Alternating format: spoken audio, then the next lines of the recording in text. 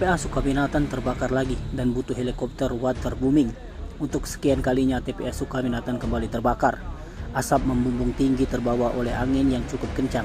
Api sudah melahap gunungan sampah di TPA Sukaminatan. Api menghanguskan gunungan sampah yang didominasi oleh sampah plastik itu sejak Senin siang dan dimulai dipadamkan oleh Damkar Kota Palembang. PJ Wali Kota Palembang Ratu Dewa mengatakan ia telah berkoordinasi dengan Gubernur Sumatera Selatan Herman Deru untuk mengerahkan helikopter waterbooming. Pemerintah Kota Palembang menyebut ditemukan beberapa titik api di Sungai Sedapat dekat lokasi TPA Sukaminatan.